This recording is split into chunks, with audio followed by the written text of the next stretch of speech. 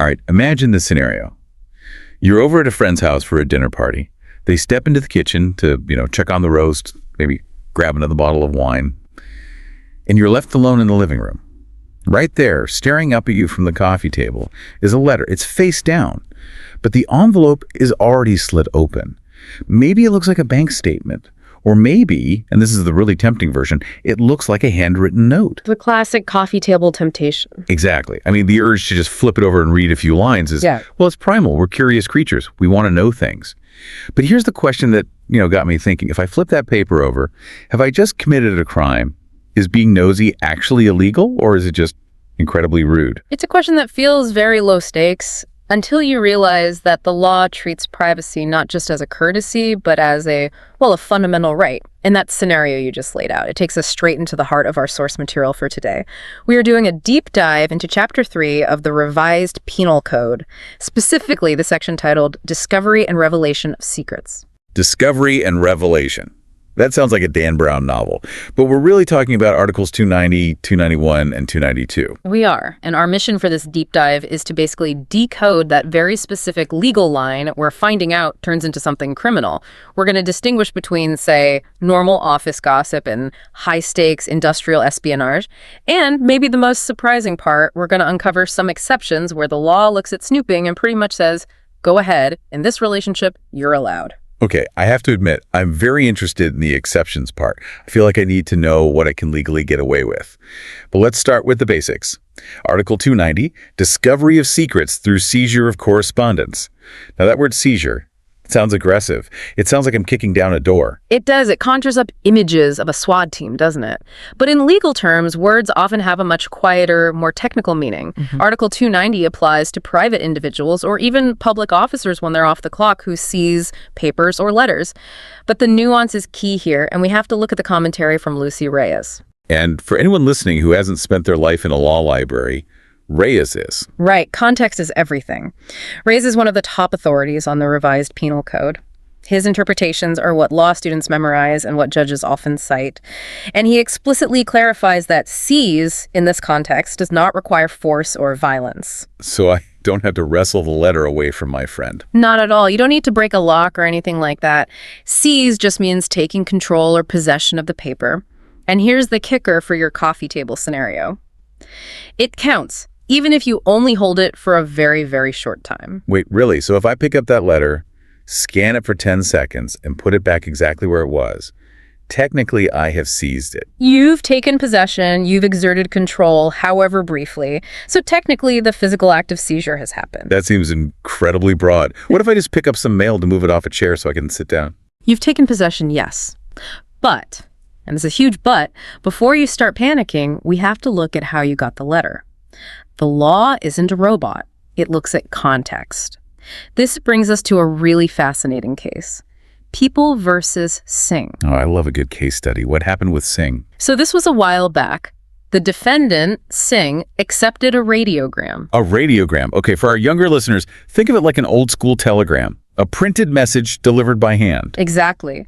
A messenger arrives with this radiogram. It's addressed to someone else, and Singh takes it from the messenger.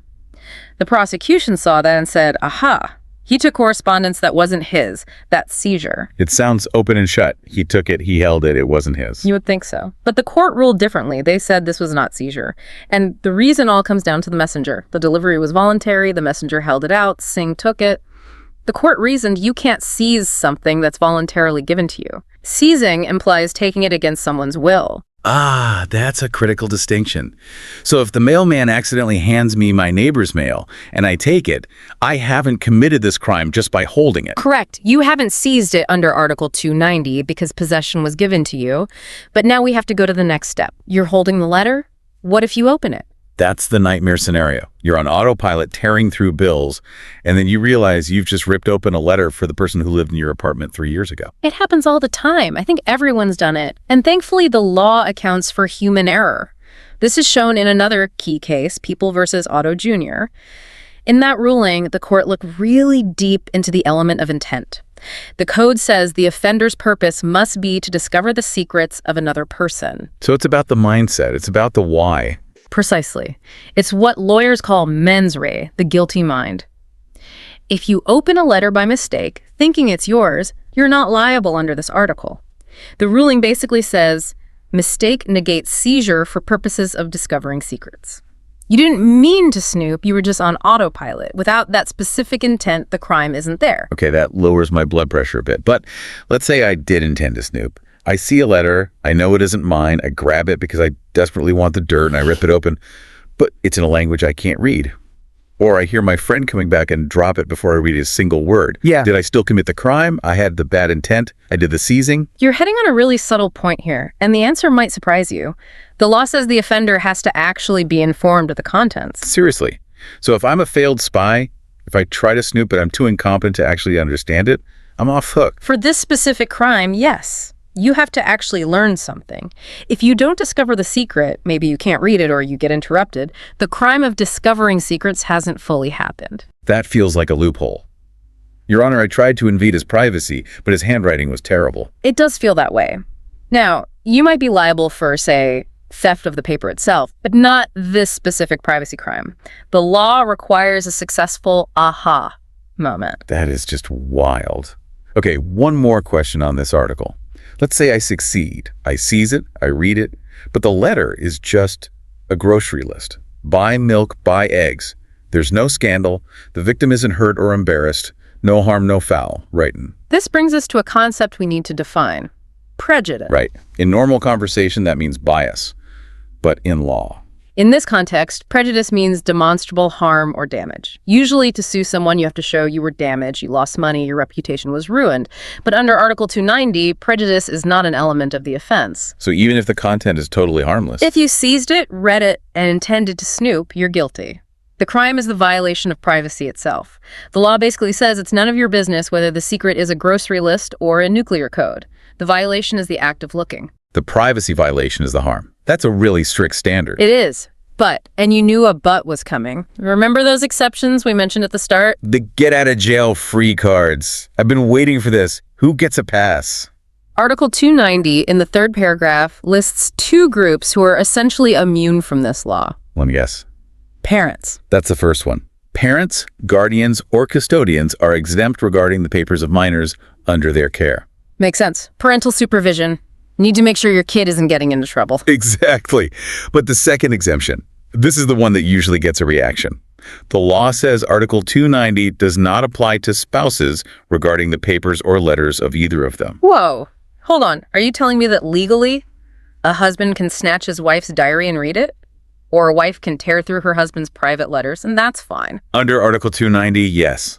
A spouse cannot be charged with discovery of secrets through seizure of correspondence against their partner. That feels so archaic. I mean, I love my partner, but I feel like I still have a right to my own private thoughts.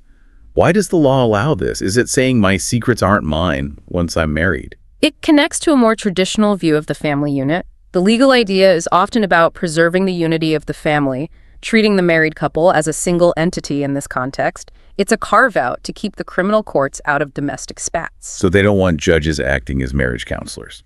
Essentially, yes. Yeah. The law is saying you two are married, work it out, don't call the police because your wife read your mail. Wow, it's practically saying privacy doesn't exist within the marriage bond, at least for this crime. Yeah. That's a huge assumption. It is. And it's worth noting, this doesn't mean anything goes. Other laws could come into play if the snooping is part of a pattern of abuse. But purely under this part of the revised penal code, the snooping spouse gets a pass. That is fascinating. Okay, so we have the snooping neighbor who's guilty even without causing damage, and the immune spouse. Let's shift gears now to the workplace, because secrets mean something very different when you're on the clock. Right. We're moving from Article 290 to Article 291, revealing secrets with abuse of office. This changes the whole dynamic. In the last section, the crime was finding out. In this one, the crime is telling. So who's the offender here? The law points to managers, employees, or servants. That covers just about everyone on a payroll. And what are they doing wrong? They're revealing secrets they learned by reason of their employment. That is the key phrase. By reason of employment. So does that mean the boss has to sit me down and say, I am entrusting you with this specific secret? Not necessarily. The interpretation clarifies it doesn't matter if the secret was explicitly told to the employee. It also covers things the employee just learned because they happen to work there. Okay, so let's say I'm in IT. I'm fixing the CEO's laptop, and while I'm there, I see an email about a potential merger. Nobody told me, I just saw it while doing my job. Exactly. You learned it by reason of your employment. You wouldn't have seen that email if you didn't have that job.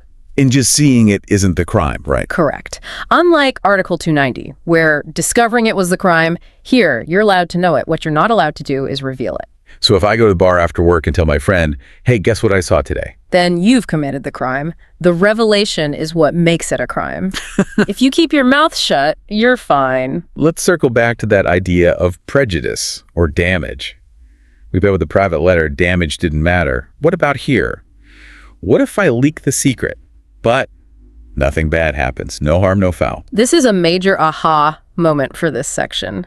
Damage is not an element of this crime. Really? So even if it's harmless gossip, I find out the boss listens to terrible pop music and I tell everyone. If it's a secret you learned because of your job and you reveal it, you're potentially liable. The law isn't punishing the result, it's punishing the breach of fidelity. Fidelity is a strong word. It is. The idea is you were trusted because of your position. You broke that trust. That betrayal itself is the crime, regardless of what happened next. That is incredibly strict. It really emphasizes the value the law places on loyalty in a job. It sounds almost medieval, the servant betraying the master. It's rooted in that concept of duty. But now, let's contrast that with our final category. Because if you think that's strict, wait until you see how it compares to industrial espionage in Article 292. Yeah, this sounds like something from a spy movie. Yeah. Revelation of industrial secrets. Yes.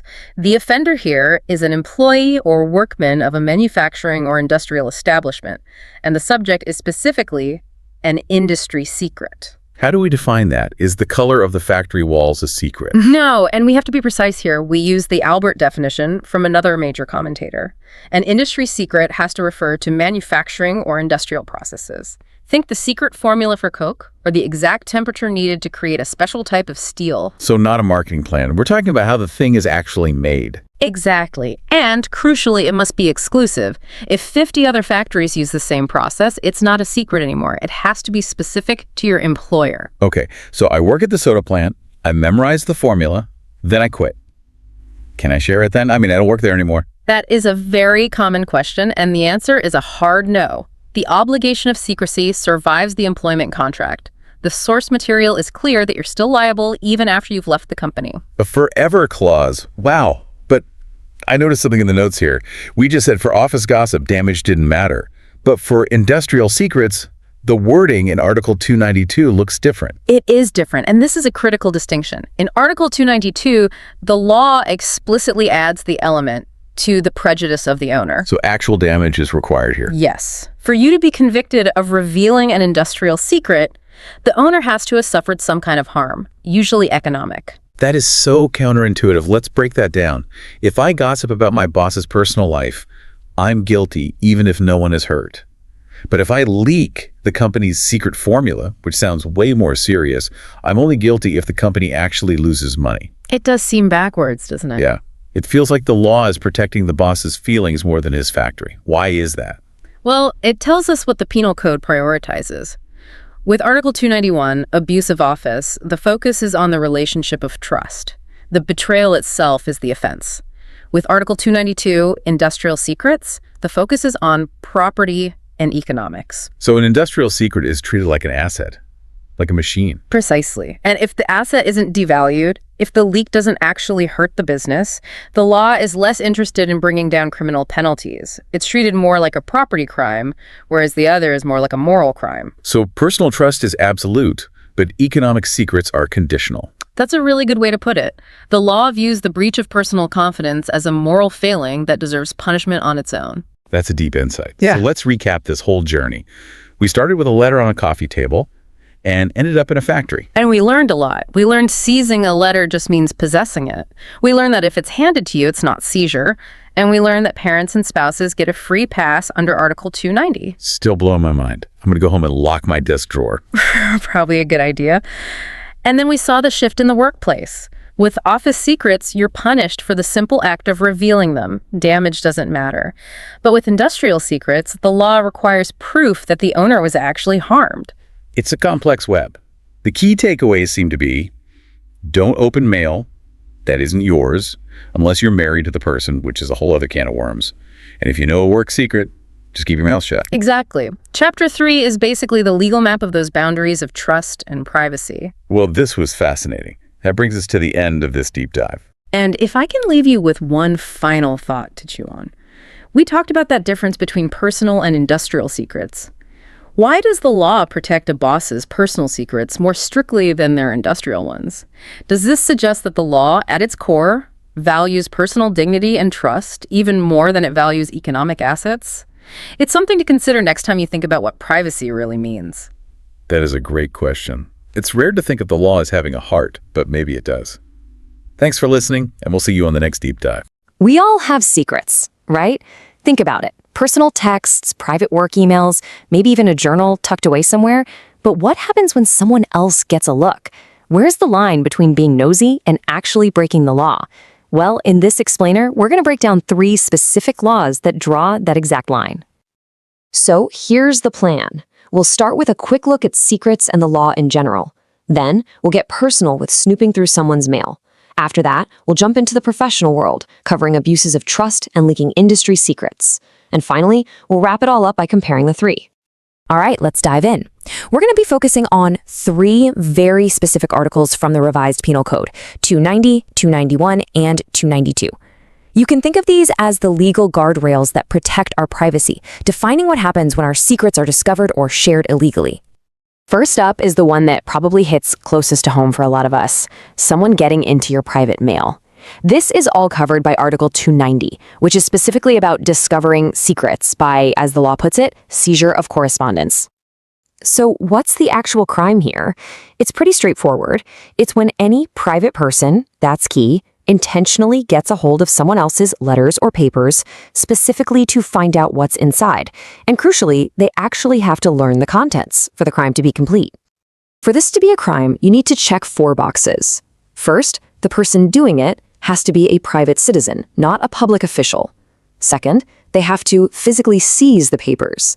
Third, their whole reason for doing it has to be to find out a secret. And finally, they have to succeed. They have to actually learn what's inside. You need all 4 of those elements. Now let's talk about that word seize. It sounds so dramatic, right? Like you're physically ripping a letter out of someone's hands. But legally, it's way broader than that. Seizing just means taking control of it, even for a moment.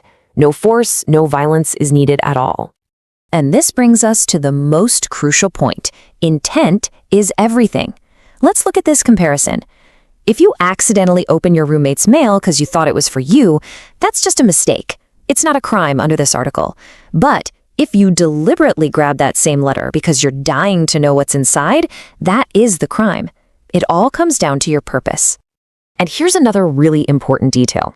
It doesn't matter if finding out the secret caused any harm. You could learn it and never tell a soul. The damage or lack of damage is totally irrelevant. The crime is the act of intentionally discovering the secret. That's it. Full stop. But there are 2 very specific exceptions written into the law. First, parents or guardians are allowed to read the mail of minors under their care. And second, spouses are also exempt when it comes to each other's papers and letters. Okay, so let's shift gears from our personal lives to the workplace. What happens when the secrets you know are part of your job? Well, that brings us to Article 291, which is all about revealing secrets when you abuse your professional position. This crime is all about the relationship of trust, between an employer and an employee. It happens when someone, like a manager or an employee, finds out a secret because of their job, and then they turn around and tell that secret to someone else.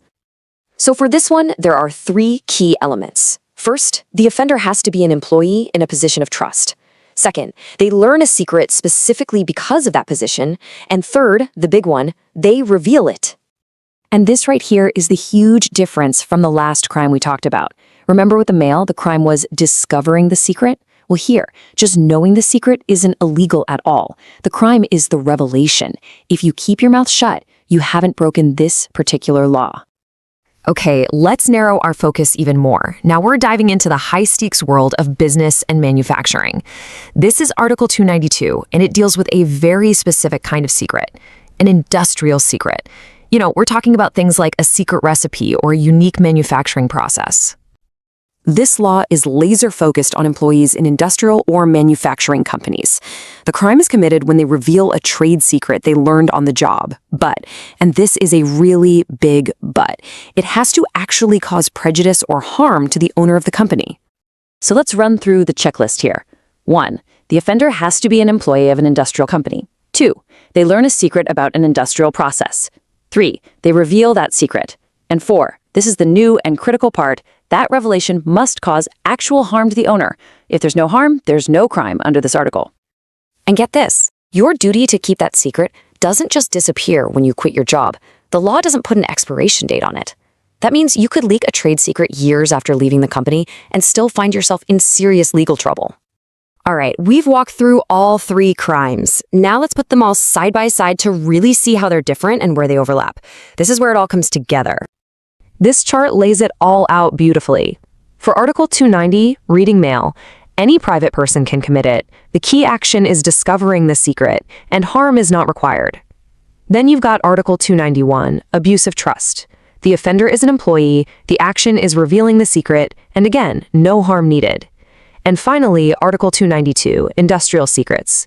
The offender is a specific type of employee. The action is also revealing, but this time, causing harm is an absolute requirement.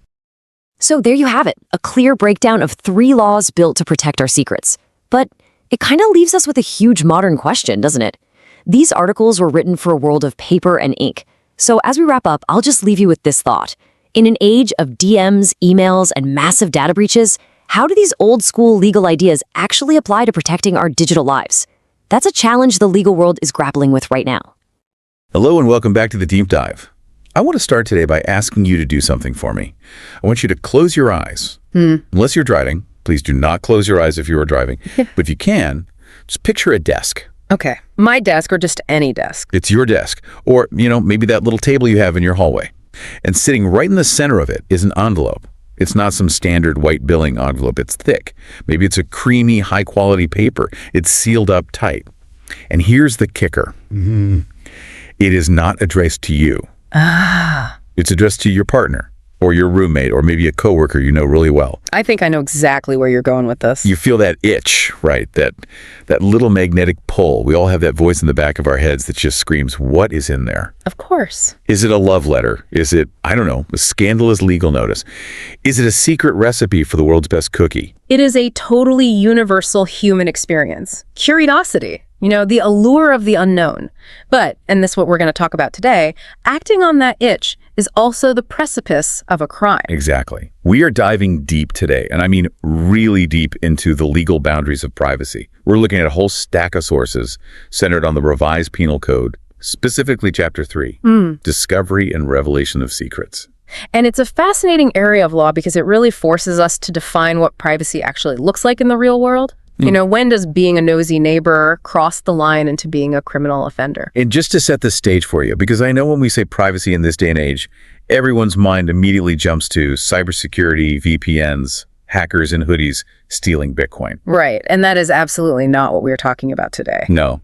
We're going old school. Right. We're looking at the sort of old world foundations of privacy law. We're talking about physical letters, papers, memos, and the secrets you learn just by physically showing up to your job every day. But don't let the old school nature fool you. These principles, the sanctity of correspondence, the trust between an employer and an employee, they're the absolute bedrock of how we define privacy today. If you don't understand these physical laws, you really can't understand the digital ones that are built on top of them. So we have a very specific mission today. We have 3 main articles on our docket: Article 290, Article 291, and Article 292. It sounds like a lot of numbers, I know, but you can really think of it as a spectrum. Okay, walk us through the spectrum. Lay it out for us. So Article 290 is about the home and the mail. It's about, snooping through someone's papers. The personal stuff. The very personal stuff. Then Article 291 moves us into the office. It's about employees spilling the beans. All right. And finally, Article 292 takes us all the way into the factory. It's about industrial espionage. Industrial espionage. I love that term. Sounds like something straight out of a Cold War thriller. It sounds incredibly dramatic, and it can be. But as we're going to see, the law has some very specific, and I think somewhat surprising, requirements for what actually counts as a crime in each of these scenarios. Right. Before we get into the nitty-gritty of the law, I have a hypothetical for you. I want to test my own criminal liability here. Go ahead. I'm ready. Let's say I come home. I'm tired. It's been a long day at the podcast factory. I grab the mail from the mailbox. I flop onto the couch, and I just start tearing open an envelope. I start reading it, thinking it's a bill for me. But then I realize, wait, this is for my neighbor, Steve. Steve has the same last name as me. Common mistake. Did I just commit a crime? That is the classic law school exam question right there. Am I going to jail? Should I be worried? The short answer is no, but the long answer, the reason why you aren't going to jail, is actually quite complex. It all comes down to what was happening inside your brain at the exact moment you tore that paper. Intent. But it's more than just, I didn't mean to. The law breaks down the act of snooping into very specific, almost mechanical steps. And if you miss even one of those steps, there's no crime. Okay, I am hooked. Let's break down those steps. Let's start with Article 290, discovering secrets through seizure of correspondence. Right. This is the baseline offense. This is where we really define the violation of personal papers. First off, who are we talking about here? Who is the bad guy in this scenario? Well, the offender can be anyone. It can be a private individual like you or me, or it can be a public officer. However, there's a big caveat for the public officer. Which is? They have to not be in the exercise of their official function. Okay, that makes total sense, because if a police officer has a search warrant, they are obviously allowed to seize my papers. That's their job. Exactly. If a judge signs a warrant, that is a lawful seizure. Article 290 covers the unauthorized, unofficial snooping, the rogue cop, or, just the nosy neighbor. Got it. Now let's talk about the action itself. The law uses this very specific word, seizing the papers or letters. Yes. Seizure. When I read that word in the outline, my brain immediately went to the movies.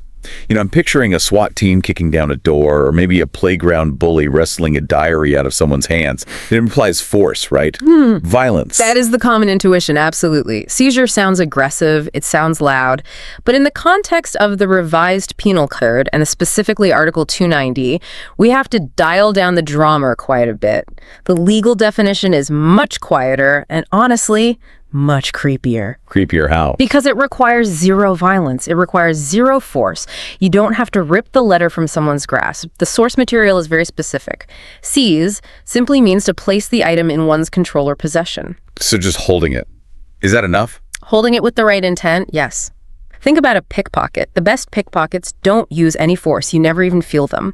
If I just gently lift a letter off your desk while you're looking the other way, I haven't used violence. I haven't intimidated you, but I have absolutely seized it. That makes it so much easier to commit this crime than I thought.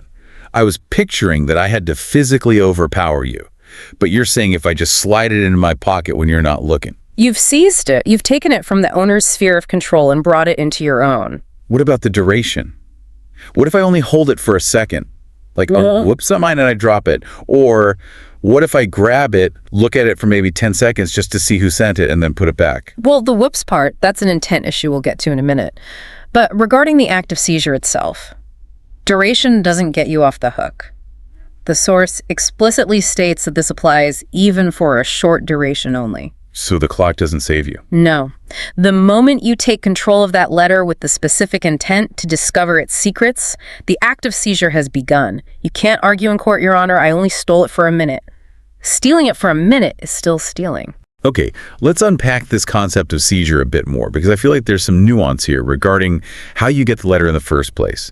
Is there a scenario where I might have someone else's letter in my hand, but I didn't legally seize it? Yes. And this brings us to a really fascinating case study that clarifies this perfectly.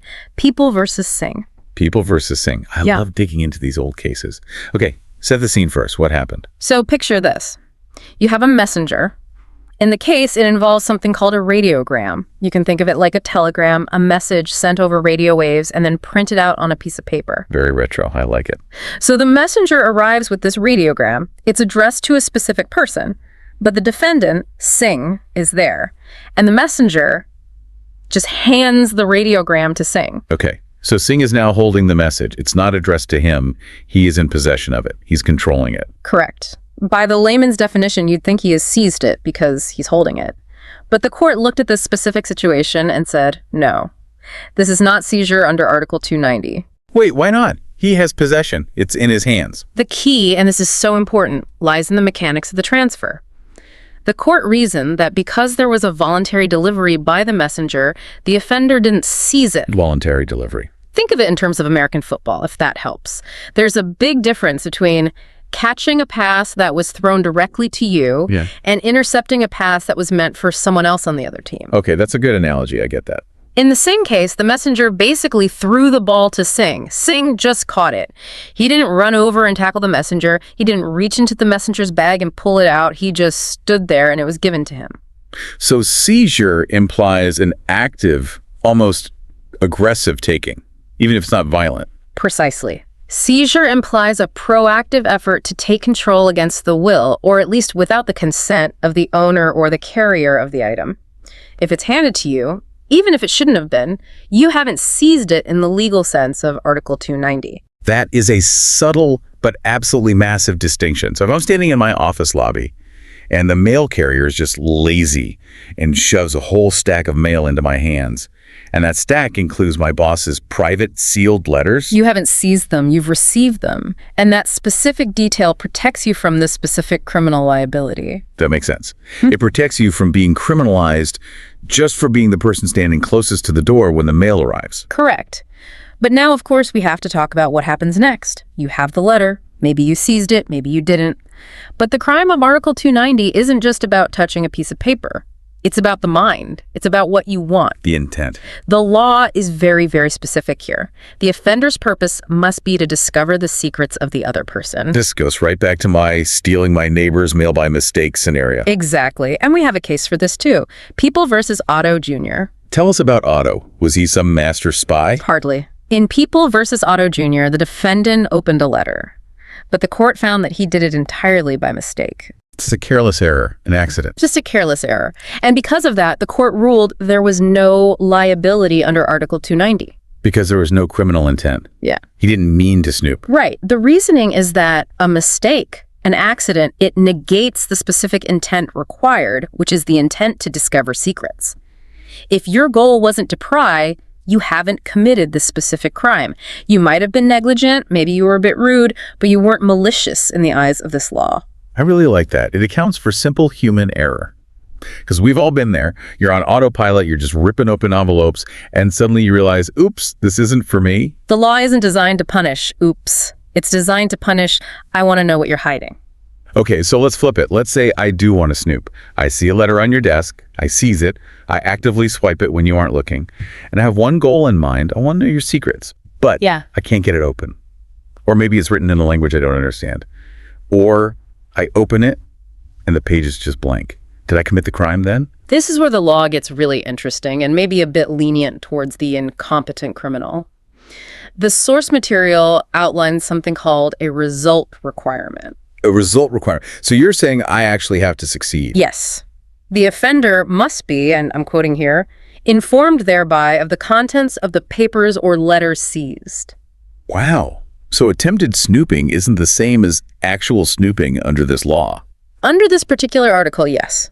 Going back to the People versus Singh case, the court said the act must be impelled by the desire to discover secrets, and the offender must succeed in learning them. So if I steal your diary, I run away with it, I hide in the closet, I open it up, and then I realize I left my reading classes at home and I can't read a single word of it. You haven't committed the crime of discovering secrets. That feels like a loophole. I stole the documents, Your Honor, but I'm illiterate, so you can't convict me. In theory, yes. It really highlights that the specific evil this law is trying to prevent is the discovery of the secret, not just the touching of the paper. The law is protecting the information, not the stationery. If the information doesn't actually enter your brain, the crime isn't complete. That is wild. Okay, let's take it one step further. Let's say I seize the letter, I open it, I read it. I have successfully discovered the secret. But the secret turns out to be nothing. It's a utility bill. It's a flyer for a pizza place. The victim, the person whose mail I opened, isn't harmed by this at all. They didn't lose money. Their reputation isn't ruined. Can I argue? No harm, no foul. You cannot. And this is a crucial point that the expert sources really emphasize. Prejudice, which is the legal term for damage or harm, is not an element of this offense. Really? So the crime is complete even if the victim doesn't suffer any tangible loss? Yes. The crime is the violation of privacy itself. The law views the secrecy of correspondence as a fundamental right in and of itself. It's about dignity. I see. So it doesn't matter if the secret I discovered was a world-ending bombshell or just a grocery list. Exactly. The harm is the intrusion. The harm is that you looked where you weren't supposed to look. Whether you found gold or garbage is totally irrelevant to the conviction. I really respect that. It protects the principle of privacy, not just the financial value of the information that was inside. However, there is a way to make the crime worse. Uh-oh. How do we level up the penalty? By running your mouth. There's what's called a qualifying circumstance found in the second paragraph of Article 290. And that is? Revealing the contents to others. Okay, so reading it is bad, but reading it and then telling everyone at the office about it is much worse. Precisely. Revealing the contents is not an element of the basic crime. You're already guilty the moment you read it and understand it. But if you also reveal what you found to other people, it triggers a higher penalty. That makes total sense. It's a double violation. First, you invade the privacy, then you broadcast the results of your invasion. It creates a tiered system of liability, and it's based on how much you disrespect the victim's trust and their personal dignity. Okay. I think we have a pretty good handle on Article 290 now. But before we move on to the workplace, there is a massive exception in this article that we absolutely need to talk about. It's what I'm calling the family pass. Yes. Paragraph 3 of Article 290. This is the exclusion from coverage. And I should warn you, this is the part that usually gets people pretty riled up. It basically says this entire law doesn't apply to certain people. Yeah. So who gets a free pass to snoop? The first group is parents, guardians, or persons entrusted with the custody of minors. Okay. So if I'm a parent, I can seize and read my teenager's letters without going to jail for it. Correct. The law does not apply to parents regarding the papers or letters of the minors who are under their care. I can see the logic there, I think. It's about supervision, right? It's about protecting the child from harm. That's the legislative intent, yes. The law prioritizes the parental duty of supervision over the minor's right to privacy in their correspondence. The state basically assumes that if a parent is reading a child's mail, it's for the child's own good, or at the very least, it's a family matter, not a police matter. I think most parents would probably agree with that. My house, my rules, and all that. But it's not just parents. There's another group. Yes. Okay, I need you to pause for a second. I need to process this. You are telling me that if I receive a sealed letter, maybe it's my private medical results, maybe it's a letter from an old flame, maybe it's just a bill I don't want him to see yet. My husband can walk into the room, snatch it out of my hand, tear it open, read it right there in front of my face, and the law says, go ahead. I can practically hear the blood pressure rising from here. But strictly speaking, under Article 290, yes, he is immune from criminal prosecution for that act. That is wild. That feels incredibly archaic. I mean, we are two separate people. I didn't sign away my entire identity at the altar. It is archaic, but it stems from a very old legal doctrine called the unity of spouses. The idea, historically, is that when you marry, two become one. And legally, you can't steal secrets from yourself. What's mine is yours. Precisely. The law assumes that the barrier of privacy that exists between strangers or even between friends dissolves within a marriage. The state basically says, we are not going to be the referee in your marital disputes about who gets to open the mail. You need to figure that out yourselves. So it's not necessarily that the law approves of him being a jerk, but they just won't arrest him for it. Exactly. It's a refusal to criminalize what it sees as a domestic intrusion. But think about the implications for today. We don't really send letters anymore, do we? No, we send DMs, we have emails, we have lock screens on our phones. So does this family pass extend to your iPhone password? If the spirit of Article 290 applies to modern life, does a spouse have a legal right to demand your Facebook login? Oh, no. Do not tell me it does. That would cause World War III in so many households across the country. The law is still catching up, but the principle is right there in the penal code. The concept of the unity of spouses suggests that secrecy shouldn't exist in a marriage. Whether that holds up in the age of digital privacy is the billion-dollar question that courts are wrestling with right now. That is both terrifying and fascinating. Honey, give me your phone. Article 290 says you have to. I don't think that's going to fly at dinner tonight. No, I would not recommend trying it. Okay, let's leave the living room before we break up any marriages, and let's head to the office. We're moving on to Article 291. Revealing secrets with abuse of office. This shifts the context significantly. Now, we're not talking about seizing mail. We're talking about the secrets you learn simply because of your job. So who is the offender here? Who are we talking about? The law specifies 3 roles: a manager, an employee, or a servant? Servant is a bit of a Downton Abbey term, but basically it means anyone working for someone else. Yes. It covers the entire hierarchy of employment, from the CEO all the way down to the intern. And what's the actual crime? The crime is revealing the secrets of the principal or the master. But there is a crucial condition attached. The offender must have learned these secrets in such capacity. In such capacity. What does that mean in practical terms? It means the knowledge must come to you by reason of your office or your position. You learned it because you work there. Does it matter how I learned it? Like, does the boss have to sit me down, close the blinds, and say, okay, here's a top secret file, don't you dare tell anyone? No, and the expert notes are very clear on this. It makes absolutely no difference whether the secret was explicitly communicated by the principal to the employee or if the employee just learned it by reason of their office. So give me an example. Let's say I'm a janitor at a big company. Okay, you're the janitor. You are mopping the floor in the executive boardroom late at night. You're not supposed to be part of the meeting, obviously. But while you're emptying the trash, you overhear the CEO discussing a massive merger that has not been announced to the public yet. I wasn't invited to the meeting, I just happened to be there doing my job. Right, but why were you in that room? Because it's my job to empty the trash can. Exactly. You were in that room in your capacity as an employee. If you hadn't been employed there, you would never have heard it. Therefore, that secret is now bound by this law. So I didn't hack a computer. I didn't break into a safe. I just cleaned the floor and listened. Correct. And that knowledge is now radioactive. You cannot share it. So what's the criminal act? Is it the knowing of the secret? Am I in trouble just for having heard it? No, knowing is fine. You can't unhear something. The crime is the revelation. Revelation makes the crime, as the sources say. If you know the merger is happening, but you keep your mouth shut, you've done absolutely nothing wrong. It's the discipline of silence. Precisely. It's the breach of confidence. The employer invites you into their inner sanctum to work. They trust you. If you take what you see or hear inside and broadcast it outside, you have abused your office. Let's talk about damage again. Article 290 didn't require any damage. What about Article 291? If I reveal the boss's secret, say, I tell people he wears a toupee, but it's just something embarrassing and not financially damaging to the company, is that still a crime? Once again, damage is not an element of the crime. Wow. So even harmless office gossip, if it's a secret learned at work, can technically be criminal. Technically, yes. The betrayal of the employment trust is what the law is punishing. The employer expects loyalty. Breaking that loyalty by revealing secrets is the offense, regardless of whether the stock price drops or the business loses a single dime. That is a very strict standard. It really emphasizes how much weight the law places on that employer-employee relationship. It basically says, you work for me, you keep my secrets, period. It views the employee as an extension of the employer in this context. You're part of the corporate body. You don't get to act against its interests by revealing its private information. Okay, now let's ramp it up. We've done personal mail, we've done office gossip. Now let's talk about the big money. Article 292. Revelation of industrial secrets. This is where the stakes change dramatically.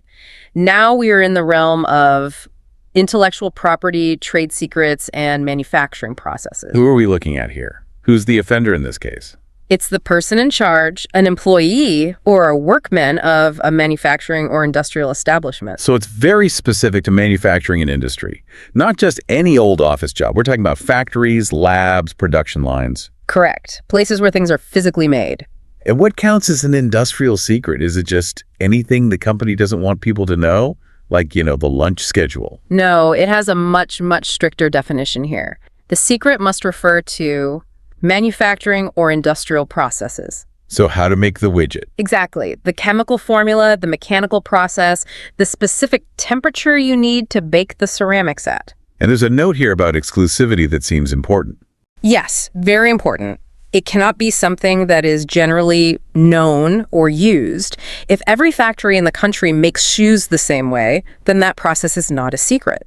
To be an industrial secret, it has to be unique to the employer's factory or a very limited number of them. So if I reveal that we use leather to make our shoes, that's not a crime. Everybody knows shoes are made of leather. Exactly. That's public knowledge.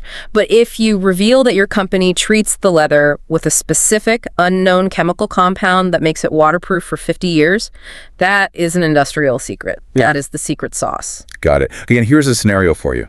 I work at a soda company. I learn the secret formula. I decide I hate my boss, so I quit. I walk out the door. I am now a free citizen. A week later, I sell that formula to a competitor. Am I safe because I'm no longer an employee? You are absolutely not safe. But I quit. I don't work for them anymore. The relationship is over. It doesn't matter. The source material highlights that the revelation can be made even after the employee has ceased to be connected with the establishment. That makes sense. I guess otherwise everyone would just quit 5 minutes before they sell the secrets. Exactly. It would make the law totally useless. The obligation of secrecy regarding these industrial processes outlasts the employment contract. It's a permanent burden you carry for having been trusted with that knowledge. It's like a tattoo on your brain.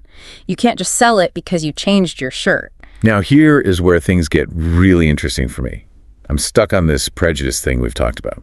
We established that for Article 290 with the mail and Article 291 with office abuse, you don't need to prove any damage. Correct. No prejudice needed. Is that true for Article 292? If I spill the industrial secret, but nobody uses it and the company doesn't lose any money, is it still a crime? This is the big twist. For Article 292, prejudice or damage to the owner is an essential element of the crime. Whoa. So this one is the outlier. It is. The statute specifically says the act must be to the prejudice of the owner. I'm trying to wrap my head around this. It almost feels like a double standard. If I read your diary, I go to jail even if you aren't damaged. But if I steal a multi-million-dollar trade secret, I only go to jail if the company loses money.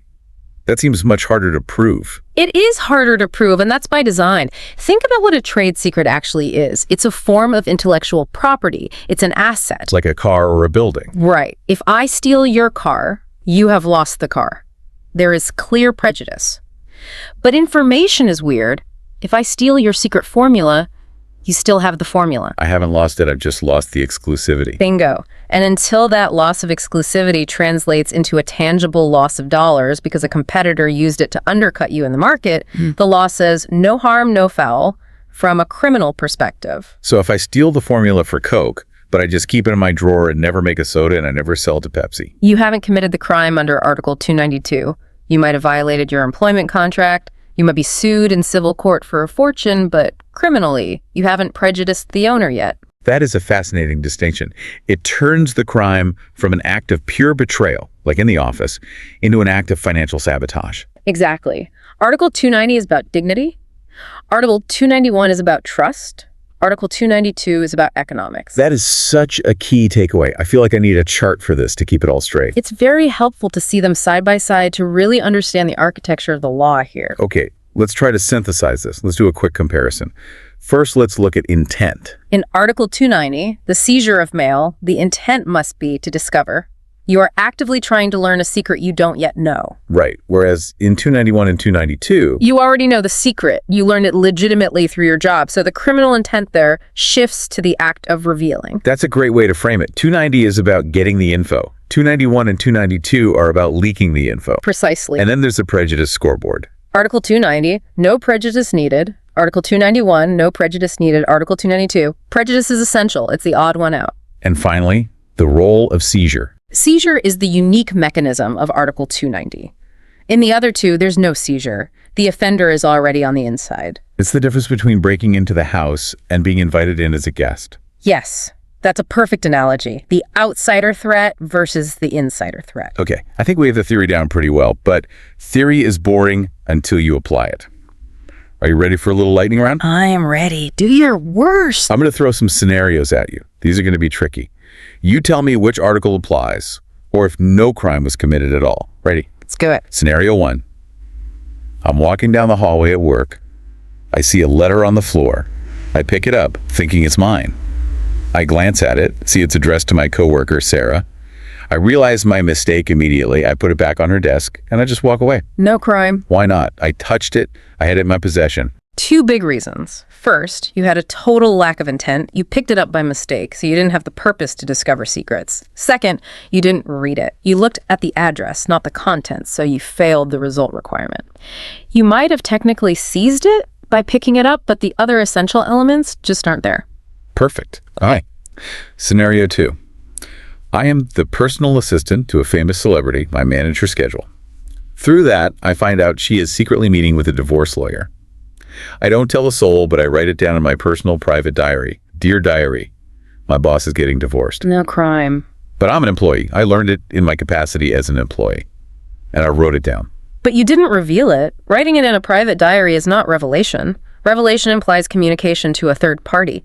As long as that diary stays locked in your drawer, you're safe. Article 291 requires you to share that secret with others. Okay, that's tricky. Scenario 3. Same celebrity assistant. I go out for drinks with my best friend, and I tell them, oh my God, guess who's getting divorced?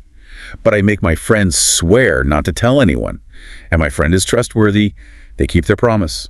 The secret goes no further. That's a crime. Article 291, abuse of office. But no damage was done. The press didn't find out.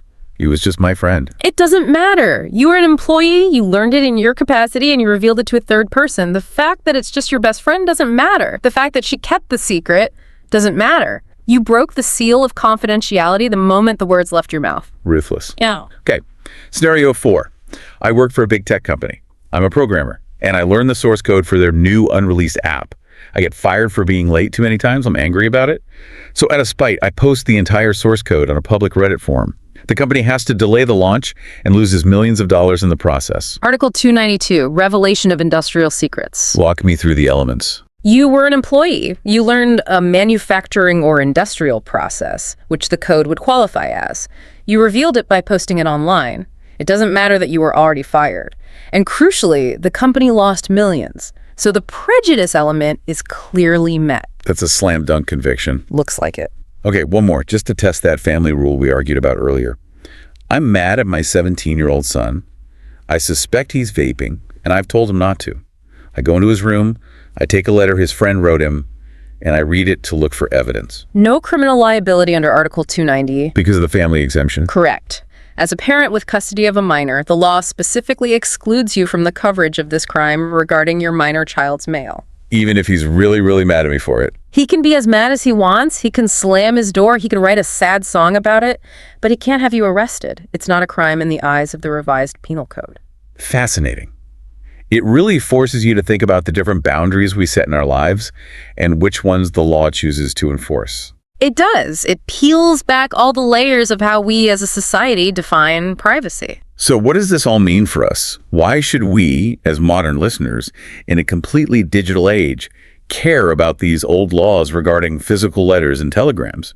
Because the principles are absolutely timeless. Whether it's a wax-sealed letter or an encrypted email, the core issue is exactly the same. The expectation of privacy and the violation of trust. It seems like the law protects privacy in these concentric circles. That is a beautiful way to put it. You have the inner circle, the home, where the law is very hesitant to enter. It allows spouses and parents to intrude because the family unit is seen as one. Then you have the next circle, moving out. The workplace, where the law steps in much more firmly to enforce loyalty. It acknowledges that businesses run on trust, and it criminalizes the breaking of that trust. And then you have the outer circle, the wider economy, where the law protects the economic value of innovation and industry, and because of that, it requires actual financial damage to justify a criminal punishment. It really is a structured approach to how secrets keep our society functioning. If we couldn't trust the postman, or our own employees, or our confidentiality agreements, things would fall apart pretty quickly. Exactly. These laws, as archaic as some of the terms might sound, they're the glue that holds our professional and personal confidence together. Before we wrap up, I want to go back to that family exception one last time. It's been sticking in my mind this whole time. It is the most provocative part of this chapter, in my opinion. The idea that I can legally seize and read my spouse's mail. It implies that when you get married, you legally surrender your right to privacy from your partner. It raises a really profound question. We often think of rights as being individual, my right to privacy, my right to correspondence.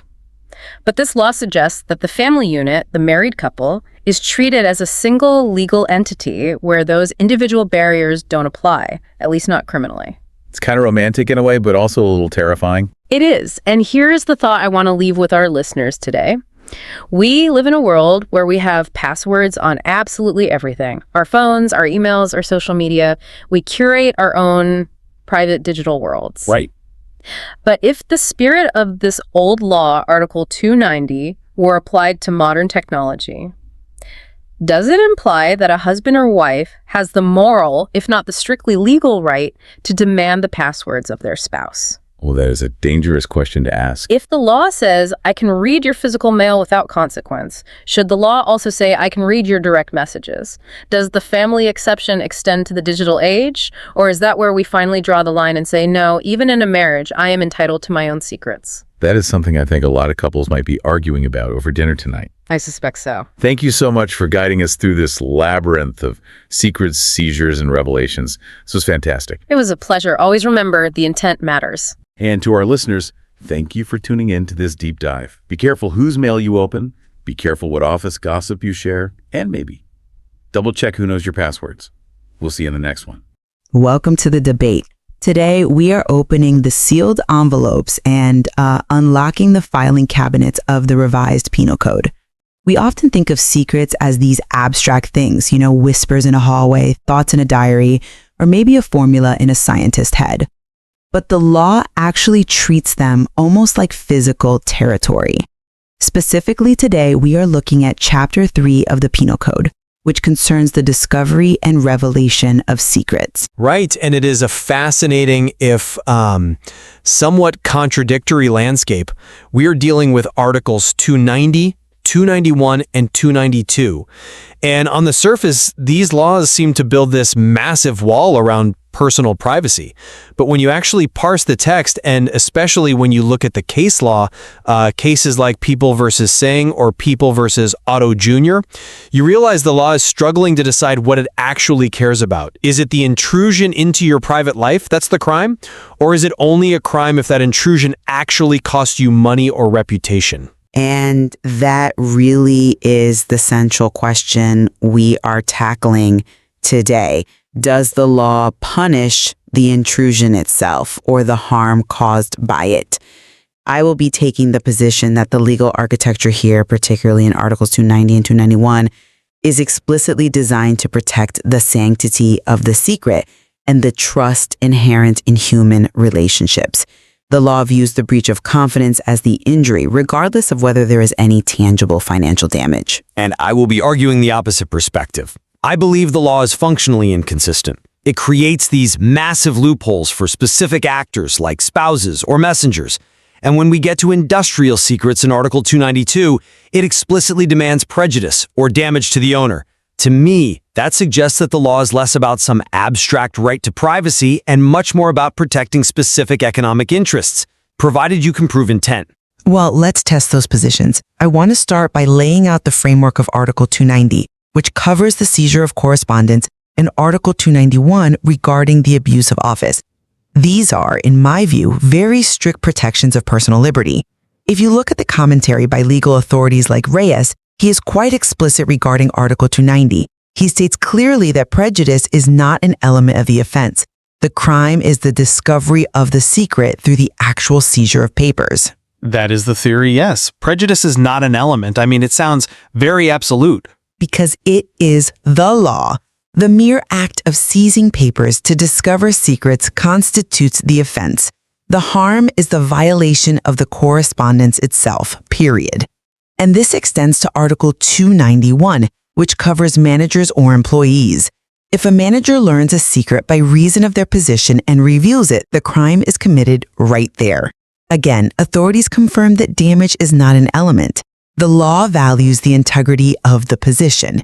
It's a moral stance, really. If you hold a position of trust, you do not leak information. Whether that leak bankrupts the company or just causes mild embarrassment, it's totally irrelevant to the criminal liability.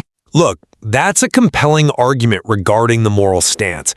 But have you considered the intent requirement buried in Article 290? You paint this as a strict liability, right? Like, you touch the letter, you commit the crime. But that's not accurate. The law specifically requires that the offender's purpose is to discover secrets. Which is a standard requirement for criminal intent or mens rea. You cannot accidentally commit a felony of this nature. It's more than just standard intent, though. It's a specific loophole in practice. Let's look at People versus Otto Jr. In that case, the Court of Appeals found no liability under Article 290 because the letter was opened by mistake. The court held that a mistake negates the seizure for the purpose of discovering secrets.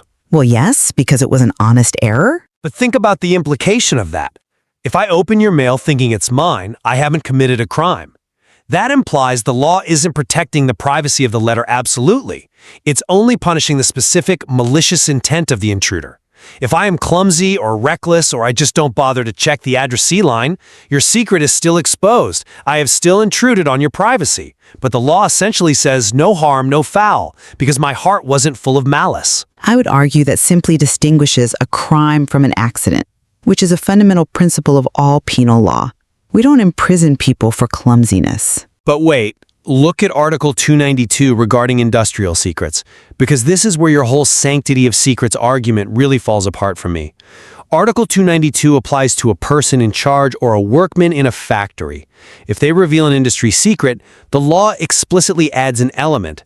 It says it must be, quote, to the prejudice of the owner. Why the double standard? If a manager reveals a personal secret under Article 291, it's a crime regardless of damage. But if a workman reveals a secret formula under Article 292, it's only a crime if the owner loses money. I think you're conflating two different types of protection there, but let's dive into that in a moment. Before we get to the industrial side, we really need to settle the first core point of contention, which is what actually constitutes seizure. Because you seem to think the law is very weak there. I do. Let's do it, because this is where the fortress of privacy you describe has a very unlocked back door. I disagree completely. The definition of seizure in this context is actually quite broad. Reyes defines it as placing the papers in someone's control or possession.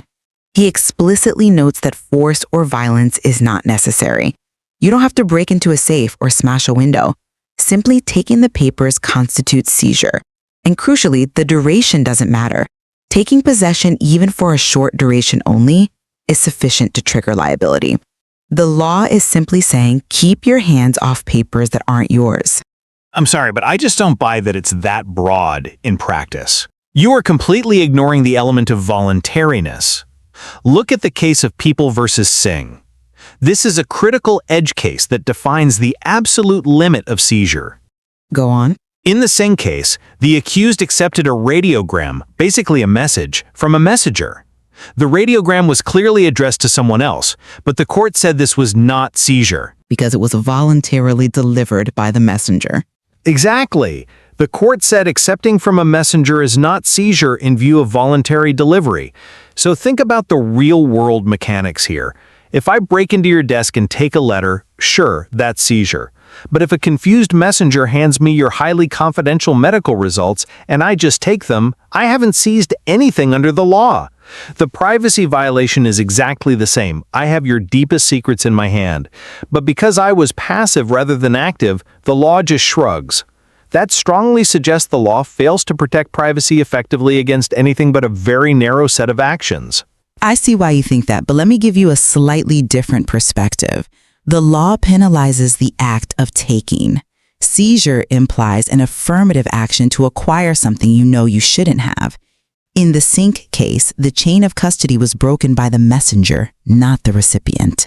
But the recipient kept the message. True, but the initial act wasn't an intrusion.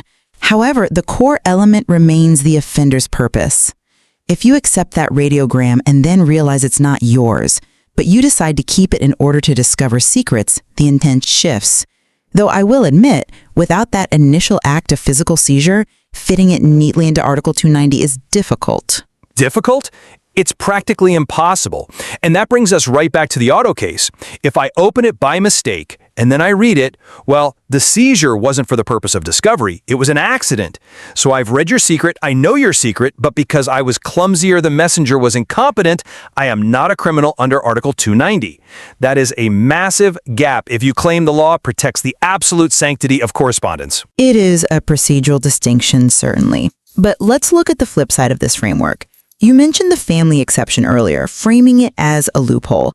I actually view it as a necessary recognition of the family unit by the state. I view it as a total suspension of personal rights.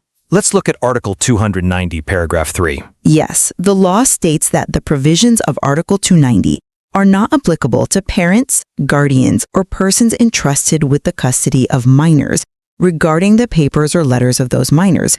And honestly, this is just common sense. A parent has a legal and moral duty to protect their child. You simply cannot supervise a minor effectively if you cannot monitor their correspondence. Okay, I will grant you the minors. That makes sense custodially. A 10-year-old shouldn't be keeping dangerous secrets from the people responsible for their safety. But the article continues. It also explicitly exempts spouses regarding the papers or letters of either of them. Correct. So practically speaking, a husband can seize his wife's private diary or a wife can seize her husband's sealed letters, specifically to discover secrets, and Article 290 steps back and says, no crime here. Because the law treats the marital union as a single entity in many respects. There's a recognized community of existence in marriage. But that completely ignores the individual right to privacy. If we are arguing about crimes against personal liberty, which is the actual heading of this section of the Penal Code, how can you say my liberty is protected if the person I live with has a legal free pass to ransack my documents? It practically invites marital espionage. That's an interesting point, though I would frame it very differently. The law is just hesitant to criminalize domestic disputes. It is a jurisdictional boundary, not a moral endorsement. The state essentially stops at the front door of the marital home regarding these specific types of privacy breaches. It is not saying the snooping behavior is good. It's saying it's not a felony. Imagine if every jealous glance at a spouse's letter resulted in a prison sentence. The courts would be entirely overwhelmed with domestic squabbles. It is saying your privacy is conditional on your marital status, and to me, that supports my underlying theory. The law is not protecting the abstract right to privacy at all. It is protecting specific societal structures like parental authority and marital unity, even at the direct expense of individual privacy. If I want to keep a secret legally safe, I apparently need to stay single. I think we have to accept that rights often have to balance against other social interests.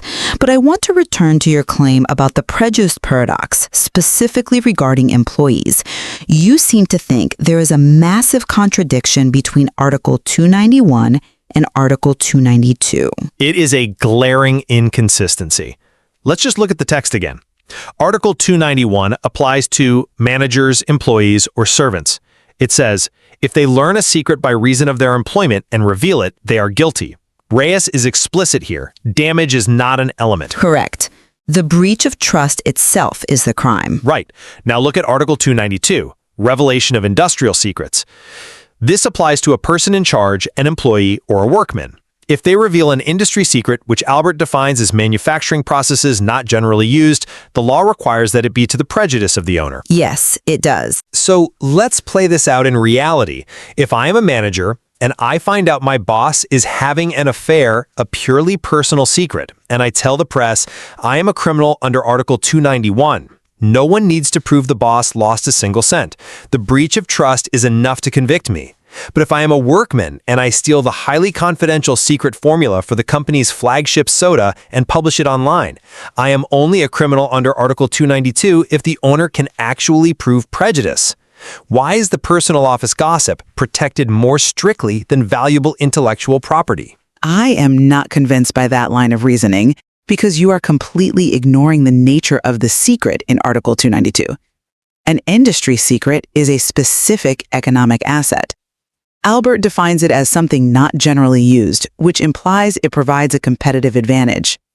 The law requires prejudice because the crime is essentially an economic one. It's about unfair competition and market harm. But that's exactly my point. It proves the law views industrial secrets as property, not as a matter of honor or fundamental trust. If it were truly about trust, the revelation alone would be the crime, just exactly like it is in Article 291. By requiring prejudice, you are putting a massive burden on the prosecution to show the receipts. You have to say, yes, he stole our formula, but did we actually lose market share? It seems to favor the corporate thief over the personal gossip. However, you are missing a key way in which Article 292 is actually much stricter. And this is where the law really shows its teeth regarding industrial espionage. How is it stricter? Reyes notes that under Article 292, the revelation might be made even after the employee has ceased to be connected with the establishment. That is true. The timeline does extend. Exactly. Under Article 291, the abuse of office implies a current, ongoing relationship. You are abusing the office you currently hold. Before an industrial secret, that liability follows you out the door. You could quit your job, wait a full year, and then reveal the formula. If it causes prejudice, you are still liable. This shows the law definitely does understand the gravity of sealing trade secrets. It simply frames the injury differently: economic loss versus a breach of confidence. I suppose that's a fair distinction regarding the timeline. It acts almost like a statutory criminal non-compete clause. But I still argue it creates a moral imbalance where it's functionally harder to prosecute someone for destroying a business model than for gossiping about a manager, simply because prejudice is a much harder bar to clear in court than simple revelation. I think it just reflects the practical difficulty of proving the secret nature of a business process versus a personal confidence. A personal letter is obviously private. A manufacturing process, you need to prove it was actually a secret and that revealing it hurt the bottom line. It protects against frivolous lawsuits where a company might claim a generic, widely known process was somehow a protected secret. Speaking of proving things, I want to circle back to one more technicality in Article 290 regarding qualified offenses and the actual mechanics of the crime. We talked a lot about seizure, but we haven't talked about the second critical step: being informed. Yes, the source material breaks down the elements quite clearly. Element D is that the offender is informed thereby of the contents of the papers or letters seized.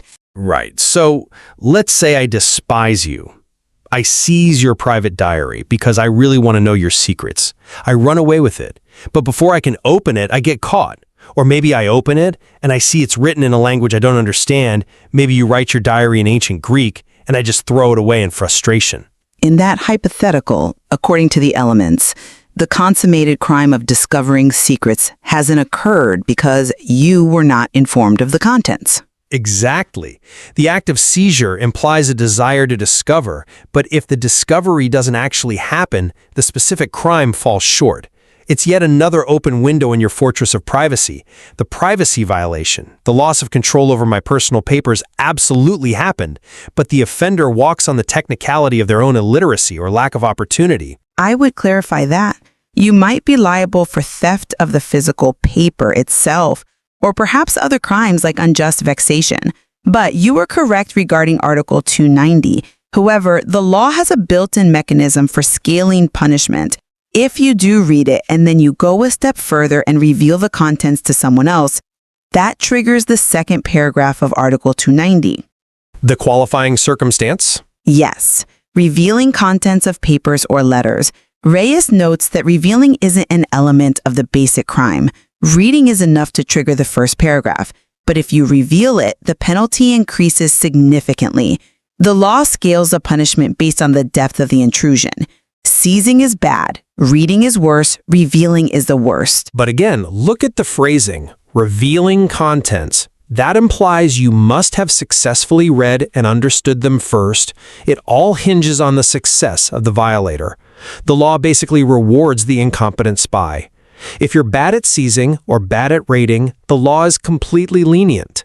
Or, viewed another way, the law appropriately reserves its harshest judgment for those who cause the most widespread damage. The revelation spreads the secret, making the breach of privacy irreversible. It is fundamentally about containment. Which brings us right back to the central tension we started with. Is it about the act or the result? You say the law punishes the intrusion, but every time we dig into the details, the informed requirement, the prejudice clause, the mistake defense, it looks like the law is actually completely obsessed with the result. I maintain that despite the technical requirements you've highlighted, the revised penal code creates a robust protection framework. Article 290 and 291 actively remove the requirement for damage. That is deeply significant. It means a law recognizes that your secrets have value simply because they are yours. You don't have to prove a monetary loss to demand justice when someone reads your mail or your manager leaks your personal confidence. That is a philosophical stance that protects human dignity. And I maintain that the fortress is built on very shaky ground. The requirement for seizure excludes voluntary delivery, meaning passive snooping is essentially legal. The mistake defense in auto allows intruders to just plead ignorance. The spousal exclusion leaves individuals incredibly vulnerable in their own homes. And the prejudice requirement in Article 292 shows that when it comes to business, the law ultimately cares more about the profit margin than the principle of secrecy. It is a complex balance between personal liberty, property rights, and the messy realities of human interaction. The law cannot police every accidental glance at a letter, but it draws a hard line at the intentional seizure of correspondence. A line that gets a bit blurry depending on whether a messenger handed it to you or whether you're married to the person whose letter you're reading. That's a fair point, though I still view the framework differently. The law distinguishes between a secret being known and a secret being used. In Article 290, knowing is the crime. In Article 292, the usage, the resulting prejudice, is what completes the crime. I think that is a fair summary of the mechanics. It really seems the code is just trying to navigate the very messy reality of human curiosity and corporate espionage. And sometimes it just trips over its own definitions. It certainly leaves us with plenty to consider regarding our own privacy. In an age where seizure is rarely physical, where it's a screenshot or a forwarded email, these principles of intent, authorization, and prejudice are more relevant than ever. Absolutely. Just remember, if you want to keep a secret, don't let a messenger hand it to your rival, and certainly don't write it down if you're married. On that cautionary note, that concludes our discussion for today. We will leave it to you to decide where the boundaries of privacy should truly lie. Thank you for listening to the debate.